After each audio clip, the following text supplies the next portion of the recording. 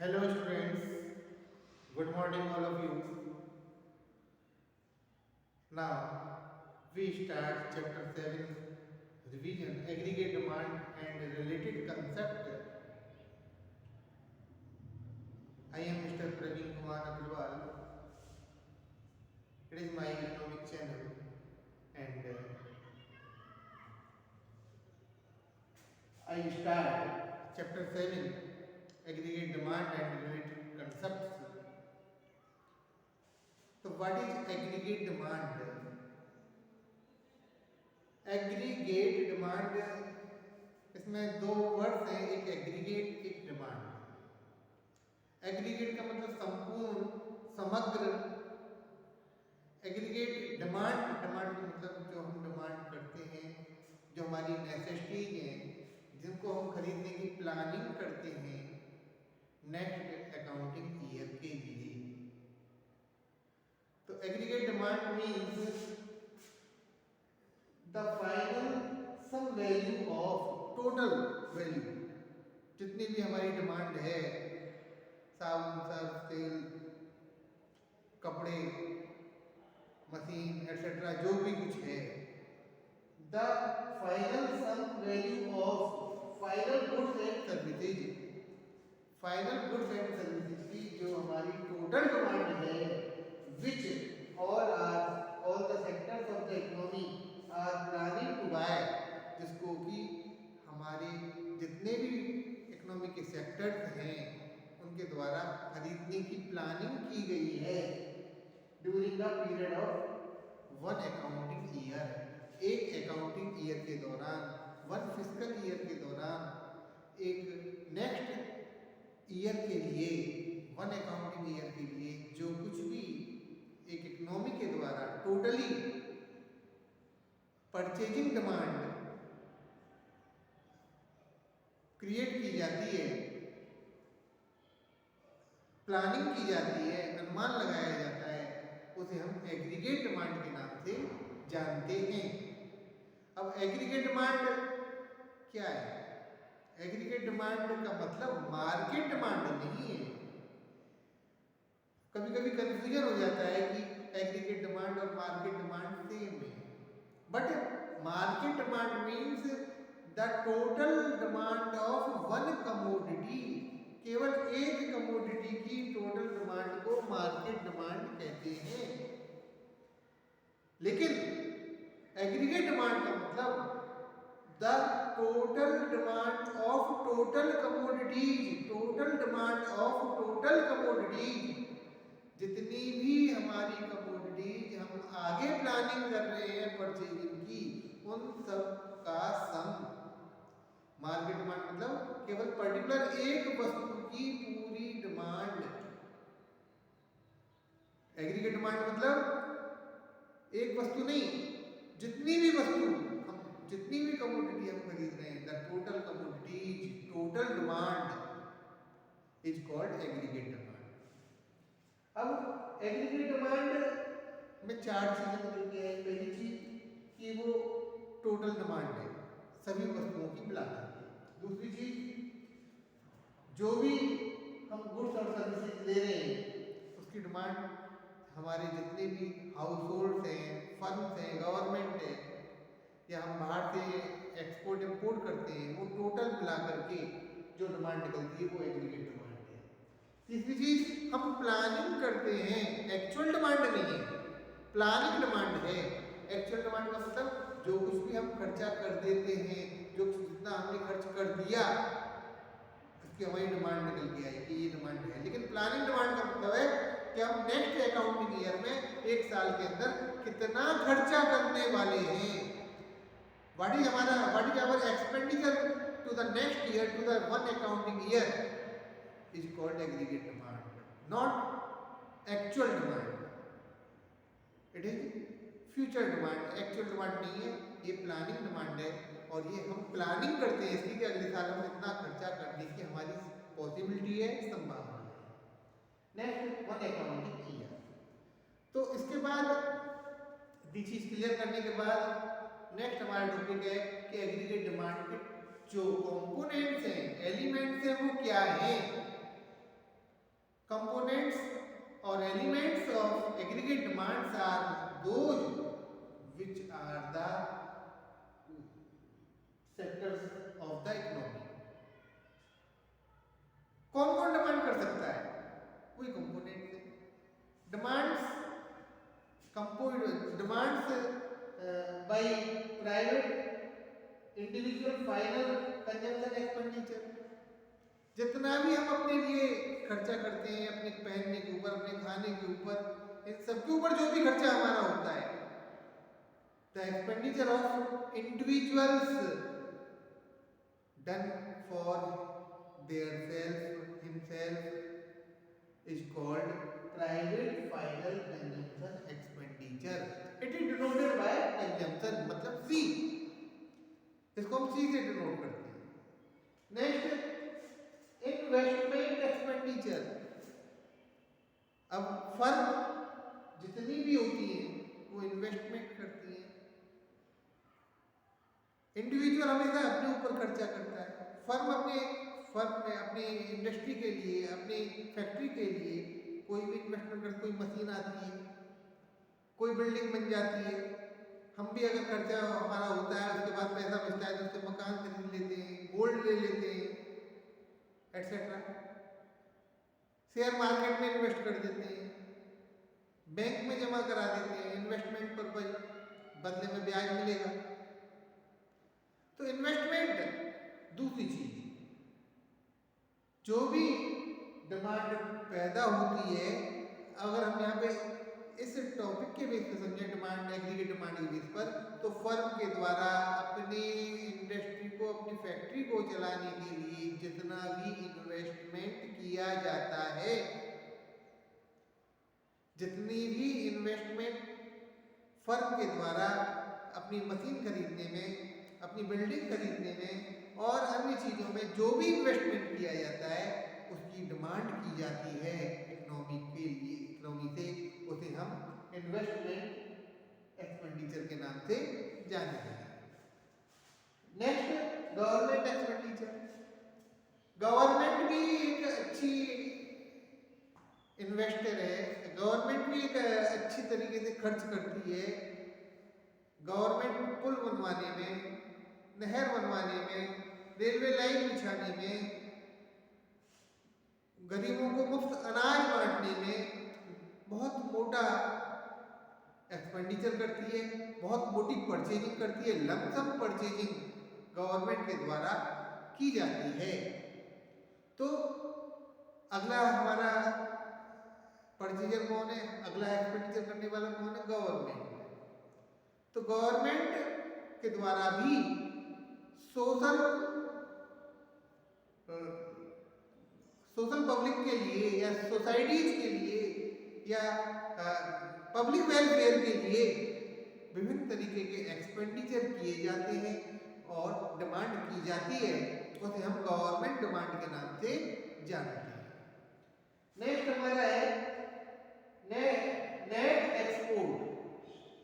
अब हम अपने यहाँ पर हमारी इकोनॉमी में इकोनॉमी में प्रोडक्शन हो रहा है, हम अपने प्रोडक्शन से हमारे प्रोडक्शन की डिमांड बाहर की कंट्रीज से भी आ सकती है. हम वहाँ भी डिमांड अगर आती है तो सामान देते हैं. अगर हमारी ज़रूरत है तो हम वहाँ से डिमांड मंगाते हैं. हमारी डिमांड होती है कि भाई फलाने देश में ये चीज़ बढ़िया है, वो लाकर यहाँ पर हम ले आए. तो इस तरीके से एक्सपोर्ट इंपोर्ट भी टोटल डिमांड का ही टॉपिक है और डिमांड पर डिपेंड करता है. डिमांड होगी तभी एक्सपोर्ट होगा, डिमांड होगी तभी इंपोर्ट होगा. तो difference between export and import is added in aggregate demand. 4 topic हो गए. Aggregate demand means individual consumption, private consumption plus investment plus government expenditure plus net export, मतलब एक्सपोर्ट माइनस इंपोर्ट. लेकिन according to our syllabus government expenditure is not in our syllabus, net export import is not our syllabus. So our formula is aggregate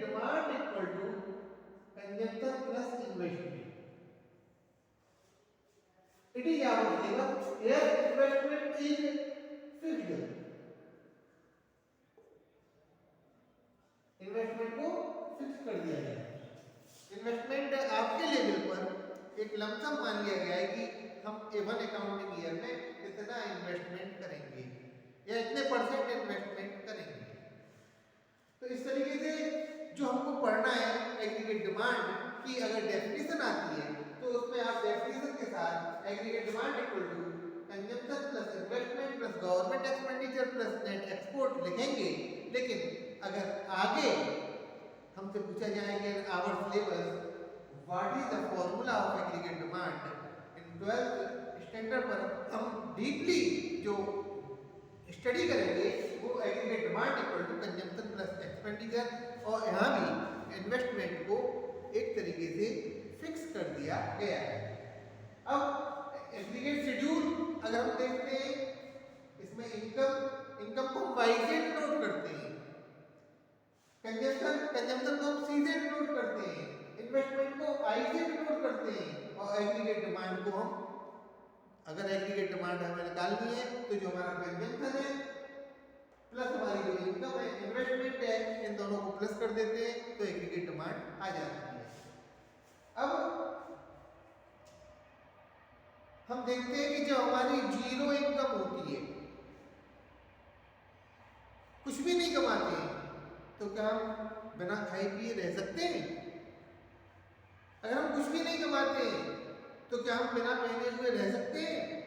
हमारी जो daily necessities हैं वो हमको at any cost चाहिए ही चाहिए, हम उनको छोड़ नहीं सकते हैं और इनके ऊपर हमारा खर्चा होता ही है, चाहे हम कुछ भी कमाएं चाहे नहीं कमाएं।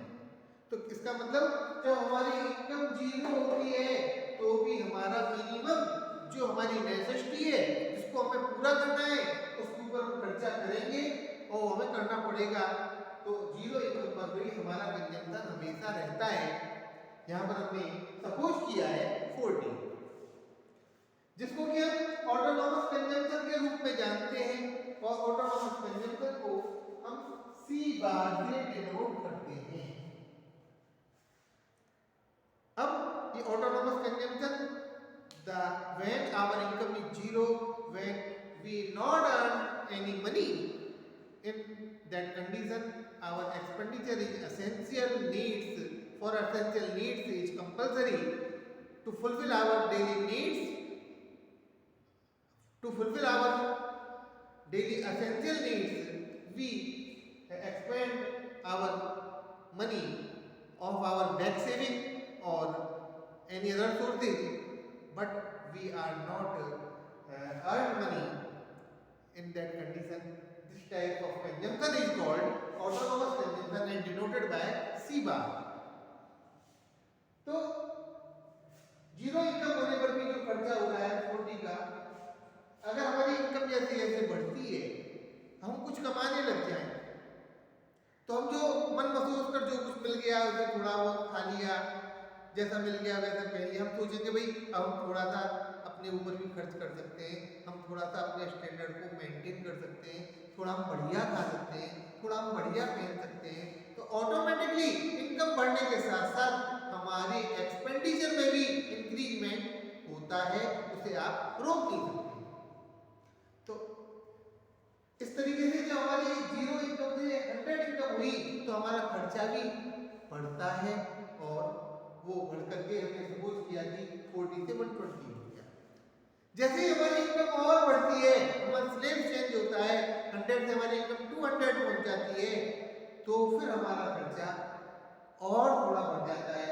ऐसे ही अगर 200 से 300, 300 से 400, 400 से 500 हमारी इनकम बढ़ती जाती है तो हमारा एक्सपेंडिचर भी बढ़ता हुआ चला जाता है। लेकिन यहाँ पर जो मेन ध्यान देने वाली बात यह है कि हमारी इनकम जिस रेशियो में बढ़ती है उस रेशियो में हमारा एक्सपेंडिचर कभी भी इंक्रीज नहीं होता। हमारी इनकम बढ़ रही है 100 रुपए, हमारा एक्सपेंडिचर बढ़ रहा है 80 रुपीज। हम हमेशा जो हमारी इंक्रीजमेंट इनकम है उससे कम हमारा जो एक्सपेंडिचर है उसको बढ़ाने की कोशिश हमारी कम रहती है, और एक स्तर के बाद हमारे खर्चे लिमिटेड जो है हमारी ज़रूरतें पूरी हो जाती हैं तो हमारे खर्चे भी कम बढ़ते हैं और हमारी इनकम बढ़ने के साथ हमारे सेविंग बढ़ जाती है, लेकिन हमारे खर्चे जो है वो कम बढ़ते हैं। तो कुल मिलाकर के हम कह सकते हैं कि जो हमारा कंजम्पशन है, consumption is less than income और the increment in consumption is less than the increment in income. हमारा जो कंजम्पशन में इंक्रीजमेंट होता है वो हमारे इनकम में इंक्रीजमेंट से कम रहता है हमेशा। अब इसके बाद इन्वेस्टमेंट लमसम हमने सपोज कर लिया कि 20 है और ये पर लेवल हर एक इनकम लेवल पर सेम रहना है, इसमें कोई भी चेंजेज नहीं आना। अब इसके बेस पर हम बात करें तो हम एग्रीगेट डिमांड निकाल सकते हैं और एग्रीगेट डिमांड हम लिख सकते हैं consumption plus investment 40 plus 20 60, 120 plus 20 140, 200 plus 20 220, 280 plus 20 300, 360 plus 20 380, 440 plus 20 460। अब हमारी जो इनकम है वो बढ़ रही है और हमारी जो इन्वेस्टमेंट है वो भी बढ़ा है और हमारे इन्वेस्टमेंट से हमारे इन्वेस्टमेंट की तरह वो भी बढ़ रहा है। तो जब हमारी एक स्टेज ऐसी आती है जब हमारी इनकम है वो हमारी एग्रीगेट डिमांड के बराबर है और हम वहाँ पर हमारी सेविंग जीरो हो जाती है। सेविंग वाला चैप्टर आगे टॉपिक है उसमें क्लियर करेंगे और लेकिन एक जब हमारी इनकम बढ़नी चालू होती है तो हमारे खर्चे पूरे होने चालू होते हैं। एक स्टेज के बाद फिर हमारे खर्चे हमारी इनकम से ज़्यादा नहीं होते और हम सेविंग करना चालू कर देते हैं। कहने का मतलब इसमें 3 स्टेज बनती हैं। पहली स्टेज वो जब हमारी income less than our consumption या एग्रीगेट डिमांड। दूसरी स्टेज बनती है income equal to aggregate demand. तीसरी स्टेज बनती है income is more than aggregate demand. ये 3 ही कंडीशन बनती है। कुल मिलाकर के ये हमें जो शेड्यूल है इसका ये समझा रहा है कुल मिलाकर के जैसे जैसे हमारी इनकम बढ़ती है वैसे वैसे हमारे कंजम्पशन बढ़ते हैं और कंजम्पशन हमारी इनकम के कंपैरिजन में कम बढ़ते हैं। दूसरी चीज एक निश्चित हमारे कंजम्पशन जहाँ पर हमारी इनकम कंजम्पशन के बराबर होती है उसके बाद हमारी इनकम बढ़ती है तो हमारे कंजम्पशन उस लेवल से न बढ़ने के कारण उस समय हम सेविंग करना स्टार्ट कर देते हैं। अब इसका हम ग्राफ बना सकते हैं। अब ग्राफ में क्या है एडी कर्व के अंदर ये y एक्सिस है ये x एक्सिस है और सबसे पहले ऑटोनोमस कंजम्पशन है हमारा वो यहाँ पर है और इसके बाद इन्वेस्टमेंट है। इन्वेस्टमेंट कर्व हमेशा सब सेम है तो सीधा जाएगा और जो हमारा ऑटोनोमस कंजम्पशन है वो होता ही होता है जीरो इनकम पर भी होता है, इसलिए हमारी जो कंजम्पशन कर्व है वो हमेशा ऑटोनोमस कंजम्पशन जहाँ तक है उसके बाद चालू होता है। तो ऑटोनोमस कंजम्पशन रहने के कारण जो हमारा कंजम्पशन कर्व है वो हमेशा 0 पॉइंट से चालू कभी भी 0 पॉइंट से चालू नहीं होता, वो ऊपर के पॉइंट से चालू होता है जहाँ हमारा ऑटोनोमस कंजम्पशन है। और aggregate demand equal to consumption plus investment होता है तो इस कारण से हमारा इन्वेस्टमेंट फिक्स है इक्वल है हर जगह। तो जो एग्रीगेट डिमांड कर्व है वो हमेशा कंजम्पशन कर्व के ऊपर उसके पैरेलल चलता है और इन्वेस्टमेंट कर्व हमेशा एक्स एक्सिस के पैरेलल रहता है।